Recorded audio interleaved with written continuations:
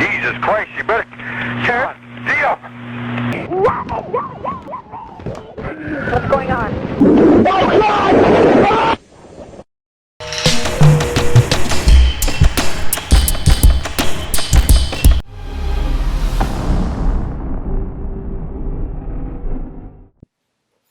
The northwest corner of the United States seems to have many Bigfoot sightings, one of which was recorded in a 911 call. A person called 911 operators to report an unusual looking man lurking around his backyard. He saw the man for a quick glance after his light sensors were set off. The call went on and the man got a better view of what was in his backyard, giving an eerie description of what he was witnessing. Some of the descriptions said by the man were how it was running, and whatever it is standing on two legs, and I wouldn't be able to catch it. He also said, "This son of a bitch is about 6'9". God, he's big.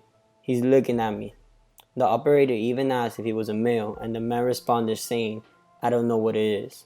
Dog was killed here just recently. I don't know what it was. Whatever it is, it's running. I couldn't catch it if I was going to chase it. But whatever it was standing up. I'm out here looking through the window now and I don't see anything. I don't want to go outside. Jesus Christ, you better turn deal.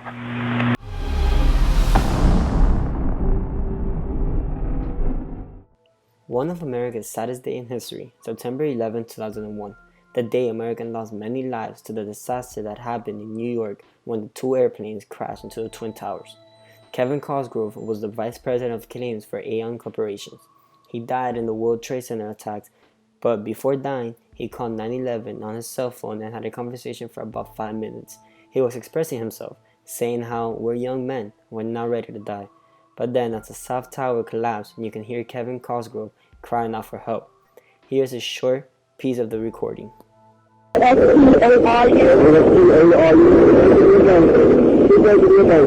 Hello? We're looking at financial center. Three of us, two broken windows. Oh, God!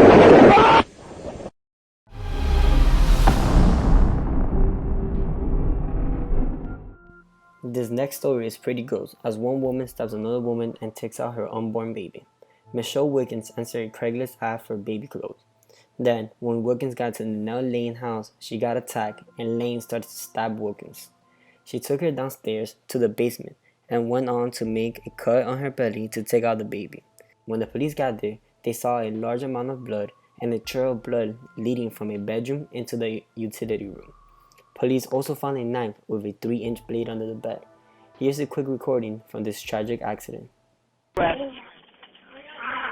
I'm pregnant.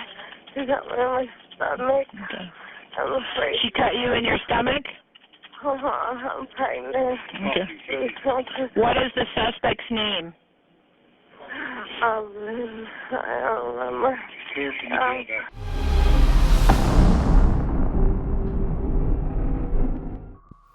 This following recording is a very emotional and a very sad call to 911. During this call, a 6-year-old makes a disturbing call to 911 exclaiming how her stepfather is brutally beating his biological mother.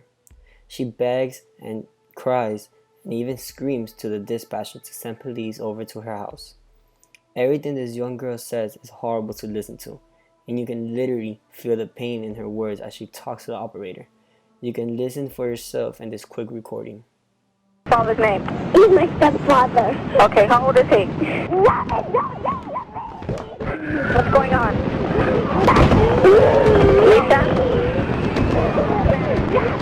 Lisa? Party, what's going on? Hurry, Mom.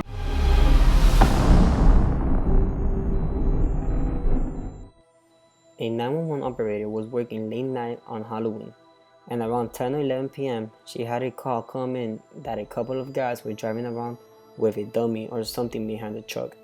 The dummy was falling apart and was losing its clothing and was being torn off and scattered around the city. Of course, being Halloween, it seemed to be a prank, but the operator still had a patrol car try to find and stop the truck. But time went by and more people started calling about the dummy, and eventually the patrol car caught up to the truck, and it turned out that it was actually a person, not a dummy. The story behind this is that the guy had gone to a store earlier, and when they left, they had backed up their truck into an elderly man whose clothes got caught to the rear bumper. The two guys driving the truck never knew they were dragging another human all across town. The elderly man had passed away, and all the clothing scattered around town was his clothing, his flesh, and body parts. Unfortunately, I wasn't able to find no 911 recording on this, but regardless, this is really a disturbing story altogether.